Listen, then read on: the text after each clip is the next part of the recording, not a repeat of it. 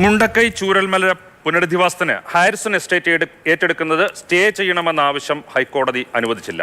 പുനരധിവാസം തടസ്സപ്പെടാൻ പാടില്ലെന്ന് ഹൈക്കോടതി ഡിവിഷൻ ബെഞ്ച് വ്യക്തമാക്കി. ബിനിലാണ് വിവരങ്ങളുമായുള്ളത്. ബിനിലൊപ്പം ഞാൻ മനസ്സിലാക്കുന്നത് ഹൈക്കോടതി ഈ പണം നിയമതർക്കത്തിലുള്ള ഹാരിസണിന് പണം നൽകുക എന്ന സിംഗിൾ ബെഞ്ച് നിർദ്ദേശത്തെ തന്നെയും അനുകൂലിക്കുന്നില്ല. അത് ശരിയായ നടപടിയാവില്ല എന്ന് നിരീക്ഷിച്ചതായാണ്. എന്താണ് വിശദാംശങ്ങൾ?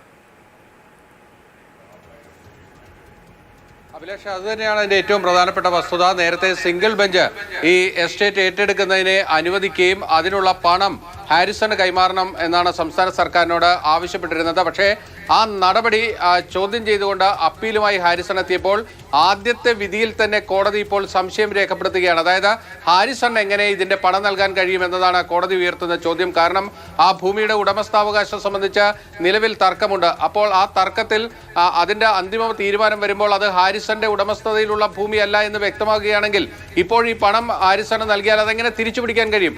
അതാണ് കോടതി ഉയർത്തുന്ന ചോദ്യം. അപ്പോൾ ആ പണം കോടതിയിൽ കെട്ടിവെക്കുക എന്നൊരു രീതിയിലേക്ക് ഡിവിഷൻ ബെഞ്ച് എത്തുകയാണ്. അതായത് നേരത്തെ ഉണ്ടായിരുന്ന ഉത്തരവ് ചോദ്യം ചെയ്ത് ഹാരിസൺ ഡിവിഷൻ ബെഞ്ചിലേക്ക് എത്തുമ്പോൾ ആദ്യ ഉത്തരവിൽ തന്നെ ഹാരിസൺ അനുകൂലമായുണ്ടായിരുന്ന ഭാഗം പോലും തിരുത്താൻ ഡിവിഷൻ ബെഞ്ച് തയ്യാറാകുന്നു എന്ന രീതിയിലേക്കാണ് ഇപ്പോൾ ഈ കേസ് പോയിരിക്കുന്നത്. എന്തായാലും ഹാരിസന്റെ അപ്പീൽ ഫയൽ സ്വീകരിച്ചിട്ടുണ്ട്. ഇക്കാര്യത്തിൽ ഒരു വിശദീകരണം തേടുന്നതിന് വേണ്ടി സർക്കാരിനോടും ഹാരിസണിനോടും ഇപ്പോൾ ചീഫ് ജസ്റ്റിസ് ഉൾപ്പെട്ട ഡിവിഷൻ ബെഞ്ച് ആവശ്യപ്പെട്ടിരിക്കുകയാണ്. അതായത് എങ്ങനെയാണ് ഹാരിസണിന് ഇതിന്റെ നഷ്ടപരിഹാരം നൽകാൻ കഴിയുക എന്ന ചോദ്യത്തിലേക്ക് കോടതി എത്തിയിരിക്കുന്നു. അതോടൊപ്പം തന്നെ മുണ്ടക്കൈ ചൂരൽമല പുനരധിവാസം തടസ്സപ്പെടാൻ പാടില്ല എന്നൊരു ശക്തമായ നിലപാട് ഹൈക്കോടതി ഡിവിഷൻ ബെഞ്ച് എടുത്തിരിക്കുന്നു.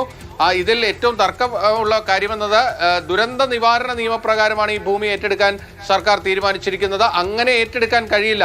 സാധാരണ ഭൂമി ഏറ്റെടുക്കൽ നിയമപ്രകാരമേ ഏറ്റെടുക്കാൻ കഴിയുള്ളൂ എന്നതാണ് ഹാരിസന്റെ നിലപാട്. അങ്ങനെ ഏറ്റെടുത്താൽ ഹാരിസന് 2012 ഭൂമി ഏറ്റെടുക്കൽ നിയമപ്രകാരമുള്ള വലിയ നഷ്ടപരിഹാരത്തിന് അവകാശപ്പെടാൻ കഴിയും. അതാണ് അവരുടെ ഒരു പ്രധാനപ്പെട്ട ഒരു പോയിന്റ് എന്നത്. പക്ഷേ അതിനോടും ഇപ്പോൾ ഹൈക്കോടതി പൂർണ്ണമായും യോജിച്ചിട്ടില്ല. എന്തായാലും ആ അപ്പീലിൽ ഇനി വിശദമായി വാദം കേൾക്കുമ്പോഴായിരിക്കും അന്തിമ തീരുമാനം വരിക. എന്തായാലും ഇടക്കാല ഉത്തരവില്ല എന്നത് തന്നെ സർക്കാരിന് വലിയ ആശ്വാസകരമായിട്ടുള്ള കാര്യമാണ്. തീർച്ചയായും എന്തായാലും ഭൂമി ഏറ്റെടുക്കുന്നത് തടഞ്ഞിട്ടില്ല എന്ന് മാത്രമല്ല ഹാരിസണിന് പണം നൽകേണ്ടതില്ല എന്നും കോടതി വ്യക്തമാക്കിയിരിക്കുന്നു.